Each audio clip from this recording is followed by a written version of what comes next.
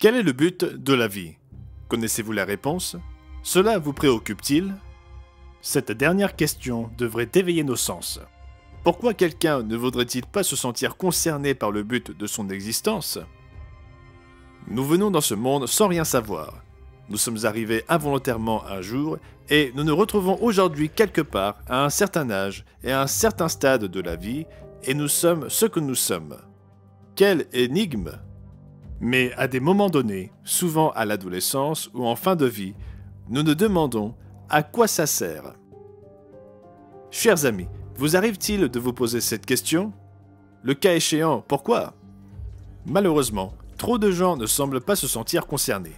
Mais nous, ici au Monde de Demain, nous essayons de vous apporter la réponse à cette question, et alors que des milliers de personnes commandent notre brochure qui l'explique, des milliers d'autres ne le font pas.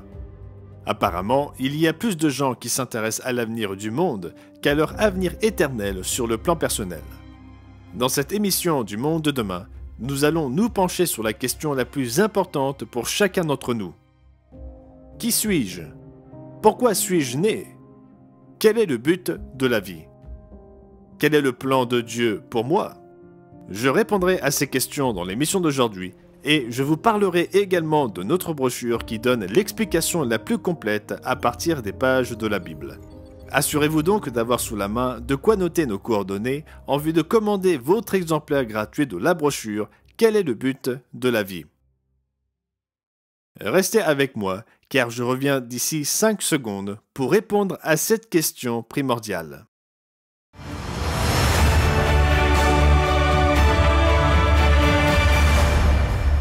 Je vous souhaite à tous une chaleureuse bienvenue de la part de l'équipe du Monde de Demain. Dans l'émission d'aujourd'hui, je répondrai à la plus importante de toutes les questions. Quel est le but de la vie? La réponse se trouve dans les pages de la Bible, mais elle n'est pas ce que la plupart des gens pensent. Ne vous imaginez pas flottant sur des nuages dans le cadre d'une retraite éternelle au paradis. Non, chers amis, c'est infiniment plus profond que cela. Les philosophes et les théologiens débattent de cette question depuis des millénaires. Pourtant, le débat est loin d'être clos. Non, nous ne sommes pas laissés à nous-mêmes pour définir le sens de la vie. Il y a un but bien plus grand au-delà de ce que la plupart des gens peuvent imaginer. Ceux qui adhèrent à la vision évolutionniste de l'origine de la vie, devenant ainsi athées et rejetant l'idée même de Dieu, n'ont pas de véritable réponse. Comment une existence purement physique et temporaire peut-elle avoir un sens? Même si vous viviez 1000 ans et que vous trouviez un remède contre le cancer, à quoi cela vous servirait-il en fin de compte? À votre mort, tous les espoirs, les rêves et les récompenses temporelles s'éteindraient à jamais dans les ténèbres si Dieu n'existait pas. Le professeur de philosophie, Tadeusz Metz, résume une multitude de théories sur le but de la vie émises par des théologiens et des philosophes, et il mentionne ce qui suit. Une forme extrême de naturalisme est apparue récemment, selon laquelle l'existence de Dieu réduirait nécessairement le sens de la vie. En d'autres termes, selon leur explication, l'existence de Dieu enlèverait tout sens à la vie. Le professeur Metz expose ensuite plusieurs théories avancées pour arriver à cette conclusion absurde. La première théorie postule que l'existence de Dieu nous placerait dans une relation maître-serviteur ou parent-enfant au sein de laquelle notre indépendance ou notre dignité en tant que personne adulte serait violée. Autrement dit, l'existence d'un Dieu signifierait que nous ne pourrions plus être notre propre patron. Nous devrions rendre des comptes à un Dieu omniscient, et les athées et les agnostiques s'insurgent contre une telle idée. Le professeur Metz évoque un autre raisonnement du type « Dieu ne me dit pas ce que je dois faire ». Un autre argument important pour penser que Dieu nuirait au sens de la vie fait appel à la valeur de la vie privée. L'omniscience de Dieu, le fait qu'il sache tout, nous empêcherait inévitablement de contrôler l'accès d'un autre individu aux détails les plus intimes de notre personne, ce qui, pour certains, équivaut à une vie moins riche de sens qu'une vie avec un tel contrôle.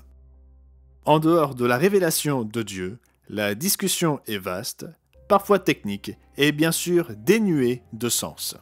Sans Dieu, il ne peut y avoir de sens au-delà de la mort, dans une existence temporaire et bien trop courte. Mais comme on pouvait s'y attendre, il y a certains qui s'opposent à l'idée même de la vie éternelle. Selon le professeur Metz, il a été avancé que la vie immortelle deviendrait inévitablement ennuyeuse, rendant la vie inutile selon de nombreuses théories subjectives et objectives. Une communauté importante de juifs religieux à l'époque de Jésus croyait également qu'il n'y avait pas d'avenir après la mort. Notez le célèbre échange entre les Sadducéens et Jésus lorsqu'ils l'interrogèrent sur la résurrection. Matthieu chapitre 22 et au verset 23.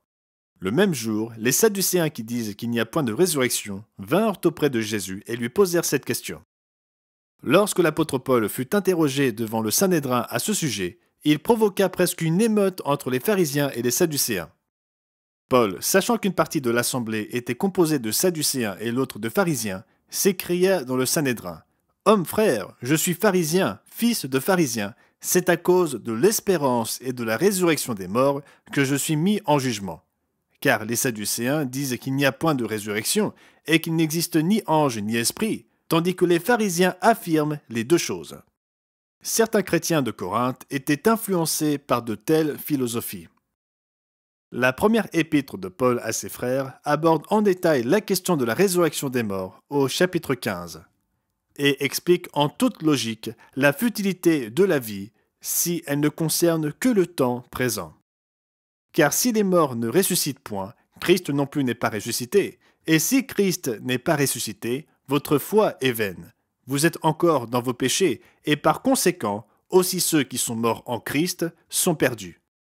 Si c'est dans cette vie seulement que nous espérons en Christ, nous sommes les plus malheureux de tous les hommes.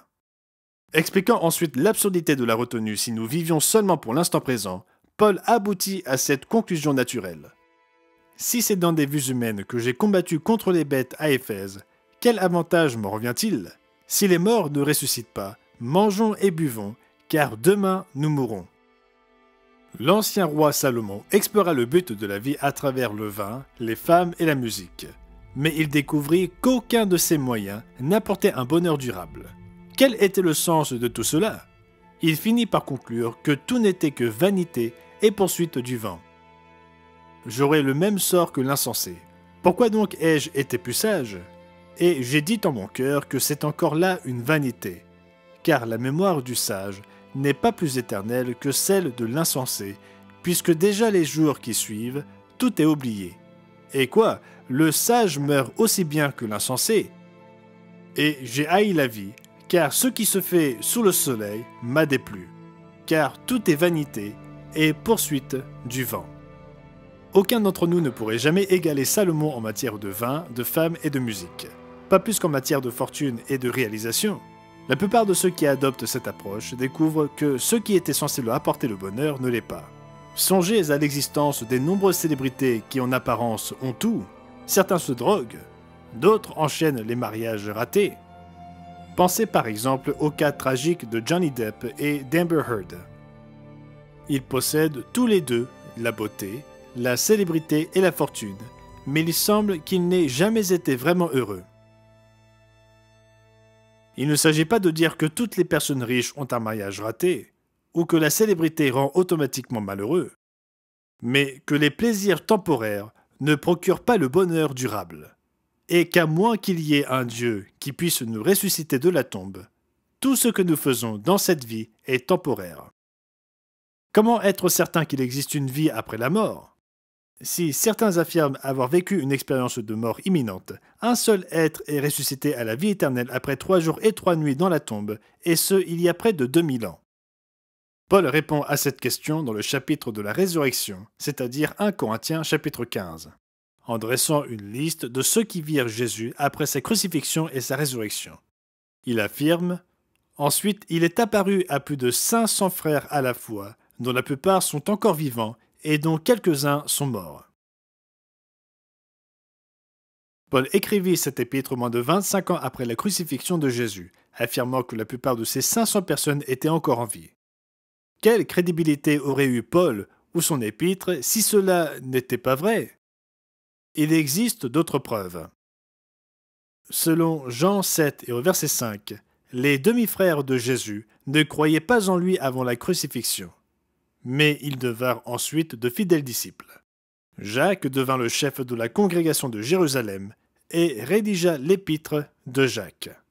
Un autre demi-frère, Jude, devint également croyant et rédigea l'épître qui porte son nom. De plus, l'histoire montre que parmi les 12 apôtres, Matthias ayant remplacé Judas Iscariote, seul Jean ne mourut pas en martyr. Beaucoup d'hommes et de femmes sont morts en martyr pour une cause à laquelle ils croyaient. Mais combien auraient persévéré jusqu'à la mort s'ils savaient que cette cause avait été un mensonge? Les 12 apôtres de Jésus savaient que sa résurrection était vraie. Savez-vous pourquoi les capacités mentales de l'homme sont tellement supérieures à celles des animaux? Plusieurs animaux ont un cerveau plus gros, mais aucun n'arrive à la cheville de l'homme pour ce qui est de la capacité à raisonner, à penser et à innover. Aucun animal ne peut concevoir un plan pour aller sur la Lune et en revenir. Aucun animal ne peut construire un télescope, une télévision ou un ordinateur. Oui, je sais, votre chien est assez extraordinaire, mais il y a quelque chose de fondamentalement différent entre vous deux. Qu'est-ce qui fait la différence? Comment se fait-il que l'homme puisse construire des machines pour aller plus haut, plus vite et plus loin que n'importe quel autre animal? Et comment se fait-il qu'avec toute notre intelligence, nous ne puissions pas nous entendre avec nos semblables? Pourquoi les divorces? Pourquoi des guerres entre les nations? Pourquoi les gens s'escroquent-ils, se volent-ils et se matraquent-ils les uns les autres? Nous commençons notre recherche de la réponse dans le premier chapitre de la Bible. Nous y trouvons le dessein de Dieu pour l'humanité. Puis Dieu dit, « Faisons l'homme à notre image, selon notre ressemblance, et qu'il domine sur les poissons de la mer, sur les oiseaux du ciel, sur le bétail, sur toute la terre, et sur tous les reptiles qui rampent sur la terre. » Dieu créa l'homme à son image, il le créa à l'image de Dieu, il créa l'homme et la femme. Combien de personnes lisent ce passage sans y réfléchir profondément? En langage clair, Dieu n'a pas créé l'homme d'après une espèce animale, mais d'après sa propre espèce, c'est-à-dire l'espèce divine. Nous sommes différents des animaux parce que nous avons été créés à l'image et à la ressemblance de Dieu. Relisez Genèse 1, versets 26 et 27. Lisez-le pour vous-même et réfléchissez à ce qu'il signifie. Et demandez-nous simplement notre brochure gratuite « Quel est le but de la vie ?» qui explique ce sujet en détail. Dieu nous a créés à son image avec une capacité étonnante de penser, de raisonner et de faire des choses merveilleuses. Mais pourquoi ne nous conduisons-nous pas de manière vertueuse? L'élément manquant est expliqué dans le 2e chapitre de la Genèse. Nous y découvrons que l'être humain, disposant du libre arbitre, est capable de faire des choix. L'Éternel Dieu donna cet ordre à l'homme. « Tu pourras manger de tous les arbres du jardin, mais tu ne mangeras pas de l'arbre de la connaissance du bien et du mal, car le jour où tu en mangeras, tu mourras certainement. » L'humanité a reçu la capacité de choisir entre ce qui est juste et ce qui est mauvais, entre le bien et le mal. Remarquez comment cela est précisé plus tard pour la nation entière d'Israël, Deutéronome chapitre 30 et au verset 19. « J'en prends aujourd'hui à témoin contre vous le ciel et la terre. J'ai mis devant toi la vie et la mort, la bénédiction et la malédiction. Choisis la vie, afin que tu vives, toi et ta postérité. » Alors que nous avons envoyé des hommes sur la lune et que nous les en avons ramenés sains et saufs, nous n'arrivons toujours pas à nous entendre les uns les autres. Il y a trop de mariages ratés, trop de meurtres, de viols et d'agressions, trop de guerres qui réduisent à néant les espoirs et les rêves de millions de personnes. Parfois, les gens se demandent pourquoi Dieu, avec toute sa puissance, ne met-il pas fin aux atrocités qui se produisent ici-bas. Mais lesquelles de ces mêmes personnes sont prêtes à reconnaître la volonté de Dieu en toutes choses? L'idée que Dieu a créé l'homme à son image est vraiment profonde, et ce thème se retrouve tout au long des Écritures. En regardant le ciel étoilé, David se demandait pourquoi Dieu s'intéressait à lui, homme insignifiant. Qu'est-ce que l'homme pour que tu te souviennes de lui, et le Fils de l'homme pour que tu prennes garde à lui? Le livre des Hébreux reprend cette question et l'explique.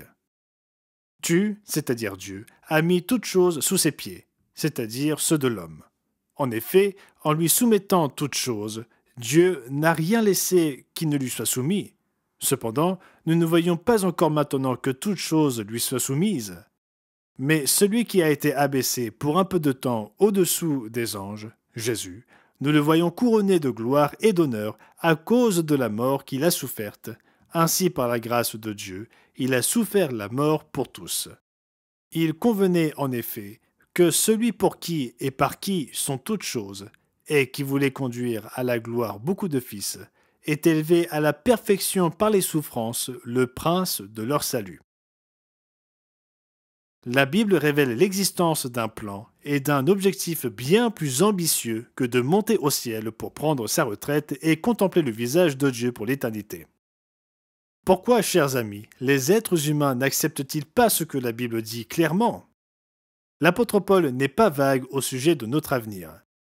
Il explique dans Romains chapitre 8, versets 14 et 15, que nous sommes fils de Dieu et co-héritiers du Christ. Car tous ceux qui sont conduits par l'Esprit de Dieu sont fils de Dieu. Et vous n'avez point reçu un esprit de servitude pour être encore dans la crainte, mais vous avez reçu un esprit d'adoption par lequel nous crions « Abba », signifiant « Papa »,« Père ». Remarquez ce qu'il dit ensuite. L'Esprit lui-même rend témoignage à notre esprit que nous sommes enfants de Dieu. Avez-vous compris? Nous avons été créés pour devenir des enfants de Dieu. L'homme, comme le montre Genèse chapitre 1, a été créé à l'image et à la ressemblance de Dieu, non pas selon une quelconque espèce animale, mais selon celle de Dieu. Croyez-vous ce que la Bible dit clairement? Remarquez encore. Si nous sommes enfants, nous sommes aussi héritiers, héritiers de Dieu et co-héritiers de Christ, si toutefois nous souffrons avec lui, afin d'être glorifiés avec lui. Dans les générations précédentes, nous comprenions que les mots « homme » ou « humanité » représentaient à la fois les hommes et les femmes dans de tels contextes. Mais si quelqu'un est offensé par cette subtilité, notez que les femmes ne sont pas excluses du plan divin. « Je serai pour vous un père, et vous serez pour moi des fils et des filles, dit le Seigneur Tout-Puissant. » Mais comment est-ce possible? Remarquez à nouveau dans Romains chapitre 8 et au verset 16. L'Esprit lui-même rend témoignage à notre esprit que nous sommes enfants de Dieu. Nous trouvons dans ce verset deux esprits, l'Esprit de Dieu et notre esprit. C'est en cela que réside la différence entre la pensée de Dieu et celle de l'homme. Humainement parlant, nous ne pensons pas comme Dieu pense. Et sans son esprit agissant en nous, bien qu'intelligents sur le plan matériel, nous manquons d'amour véritable et de maîtrise de soi. C'est pourquoi nous possédons naturellement ce que nous appelons la nature humaine. Or, les œuvres de la chair sont évidentes, ce sont la débauche, l'impureté, le dérèglement, l'idolâtrie, la magie, les rivalités, les querelles, les jalousies, les animosités, les disputes, les divisions, les sectes, l'envie, l'ivrognerie, les excès de table et les choses semblables. Je vous dis d'avance, comme je l'ai déjà dit, que ceux qui commettent de telles choses n'hériteront point le royaume de Dieu. Mais cela signifie-t-il que nous ne pourrions jamais penser comme Dieu pense? Paul nous donne la réponse. Mais comme il est écrit, ce sont des choses que l'œil n'a point vues, que l'oreille n'a point entendues, et qui ne sont point montées au cœur de l'homme, des choses que Dieu a préparées pour ceux qui l'aiment. Dieu nous les a révélées par l'Esprit, car l'Esprit sonde tout, même les profondeurs de Dieu. Paul explique ensuite pourquoi il existe une différence entre le cerveau animal et celui de l'homme. Qui donc parmi les hommes connaît les choses de l'homme, si ce n'est l'esprit de l'homme qui est en lui? De même, cela explique la différence entre l'esprit humain et l'esprit de Dieu. De même, personne ne connaît les choses de Dieu, si ce n'est l'esprit de Dieu. Nous lisons ici au sujet de deux esprits. L'esprit de l'homme qui donne au cerveau humain une puissance intellectuelle bien supérieure à celle des animaux, mais sans l'esprit de Dieu demeurant en nous, nous ne pouvons pas comprendre les choses de Dieu, tout comme mon chien Marcus ne pourrait comprendre le calcul. Pour être créé à l'image et à la ressemblance de Dieu, pour penser comme Dieu pense, ces deux esprits doivent s'unir. Car tous ceux qui sont conduits par l'Esprit de Dieu sont fils de Dieu. L'Esprit lui-même rend témoignage à notre esprit que nous sommes enfants de Dieu. Or, si nous sommes enfants, nous sommes aussi héritiers, héritiers de Dieu et co-héritiers de Christ, si toutefois nous souffrons avec lui, afin d'être glorifiés avec lui. Waouh! Nous sommes enfants de Dieu, héritiers de Dieu et co-héritiers de Christ. J'espère que vous avez apprécié cette vidéo. Ici, au Monde de demain, nous voulons vous aider à comprendre le monde à travers les pages de la Bible. C'est pourquoi nous réalisons ces émissions. Si vous avez trouvé cette vidéo utile et que vous voudriez en savoir plus, n'oubliez pas de nous demander votre exemplaire gratuit de notre brochure « Quel est le but de la vie ?» Cliquez simplement sur le lien dans la description. Et n'oubliez pas d'aimer et de vous abonner à notre chaîne afin d'être notifié d'autres vidéos sur différents sujets bibliques. Merci d'avoir regardé et à la prochaine fois.